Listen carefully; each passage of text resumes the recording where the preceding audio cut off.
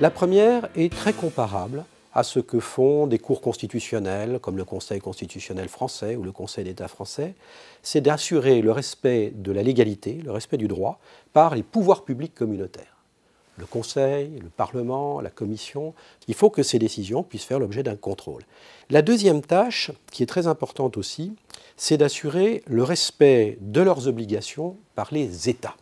Et pour ça, on a ce mécanisme dont beaucoup ont entendu parler, qui est le mécanisme des recours en manquement de la Commission. Dans le cadre du manquement, la Commission attaque un État devant la Cour parce qu'il n'a pas respecté les traités, ou bien une directive ou un règlement. Et puis la troisième tâche, c'est d'assurer l'unité d'application du droit de l'Union européenne dans ce grand espace de 500 millions d'habitants qui constitue le marché intérieur. Et pour ça, il y a un mécanisme qui a été institué il y a très longtemps, tout à fait au début de la communauté, quand on a créé la CECA, qui s'appelle le mécanisme des questions préjudicielles.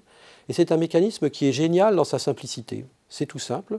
Lorsque devant un juge national se pose une question d'application du droit de l'Union européenne, et si ce juge a des doutes, il nous renvoie la question, et nous, on lui donne une réponse, et il applique cette réponse.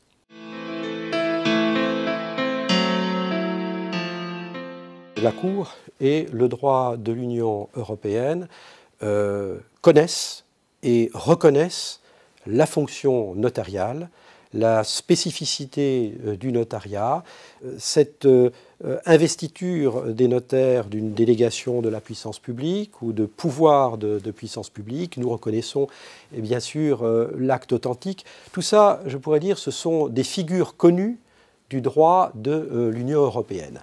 La mission publique des notaires, la mission même de service public, c'est quelque chose qui existe dans le droit de l'Union européenne.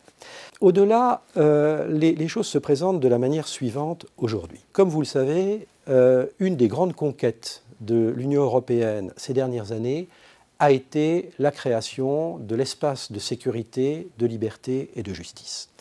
On pense souvent à un aspect de cet espace de sécurité, de liberté et de justice, qui est le mandat d'arrêt européen, la coopération en matière pénale.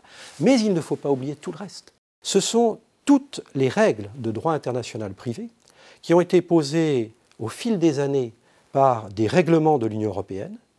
Et ces règlements concernent le mariage, la filiation, les successions, les problèmes de garde d'enfants, et ainsi de suite. Donc tout ce qui fait la vie quotidienne de nos concitoyens. Et de plus en plus, nous sommes saisis par les juridictions nationales de questions, d'interprétation et de combinaisons entre eux de ces différents règlements.